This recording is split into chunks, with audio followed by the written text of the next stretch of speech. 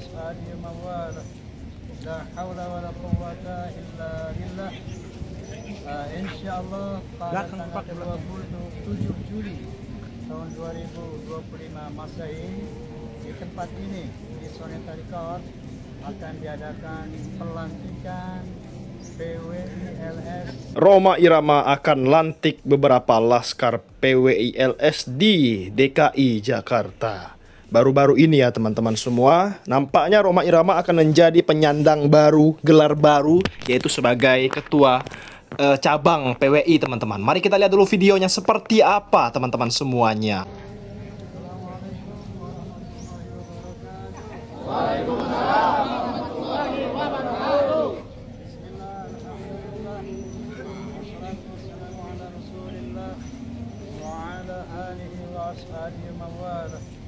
La haula wala quwwata illa billah. Insyaallah pada tanggal 27 Juli tahun 2025 Masehi di tempat ini di Soneta Record akan diadakan pelantikan PWILS Jabodetabek. Insyaallah mulai jam 9 pagi sampai selesai. Allahu Akbar. Allahu Akbar. Allahumma shalli ala Muhammad. PWILS maju. PWILS maju. PWILS maju. Assalamualaikum warahmatullahi wabarakatuh. Waalaikumsalam warahmatullahi wabarakatuh. Mantap.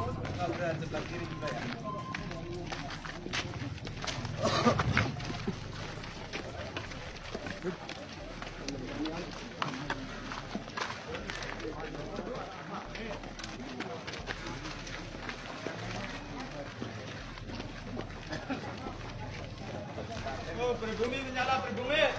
Siap. Cirebon. Mantap. Siap menyala, siap. Rungkatkan. Pribumi menyala. Cirebon. Hadir Cirebon. Usir penjajah. Reject. Tantang. Rungkat. Rungkat habis. Gir orang mengger. Tabrak. Gir orang mengger. Tabrak. Mantap. Oh, orang minggir pentung. Minggu sah.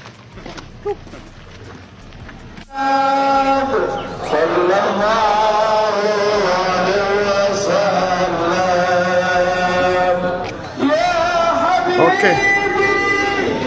Ya.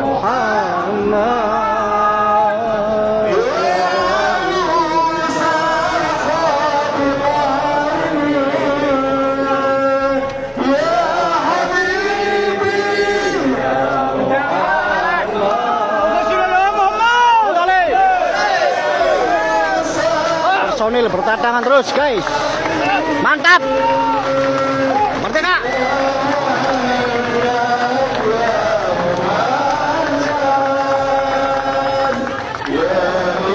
Selamat datang buat Temanggung. Ini sahabat PWI dari Temanggung.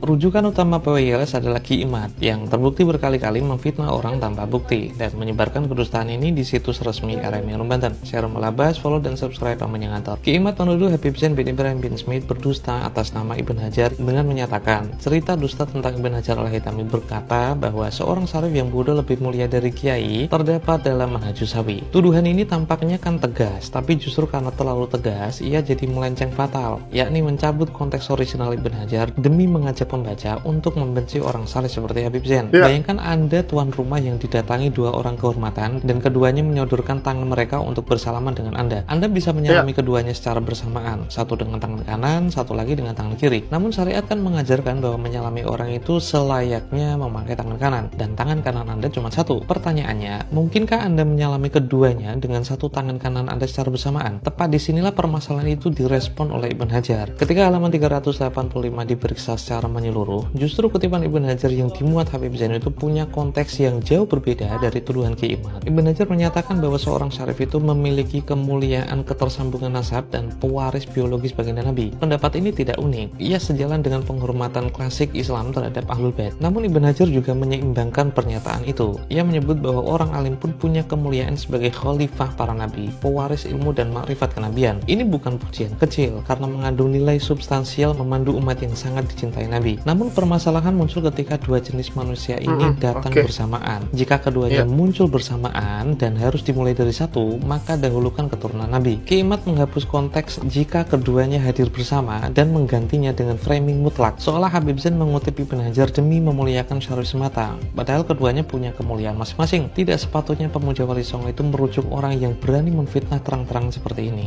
Mujahidin تقدم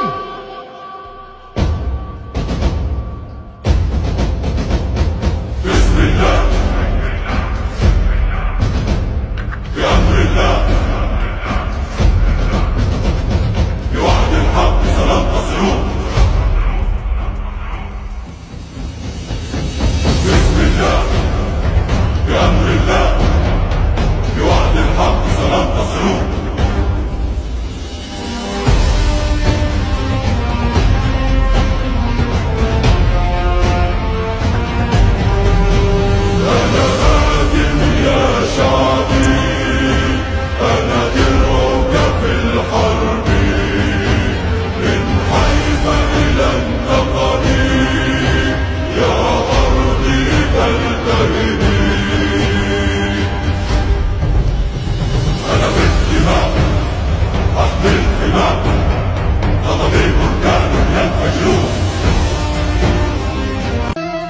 Jadikanlah hidup lebih berarti, jadikanlah laskar sang pemberani, membela ulama kiai di bumi, Wali Songo pewaris negeri. Gelora jiwa ini tak tertandingi, jangan coba-coba mengganggu negeri. Ulama kami terhina, kami pun tak terima, siap-siap jadi semboyan kita.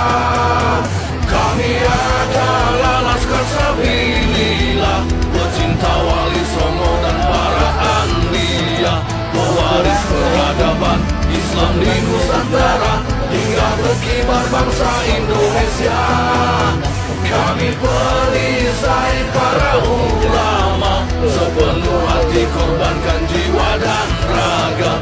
Bila nanti tertulis jihad pilihan kami, Zahid bela agama dan negara.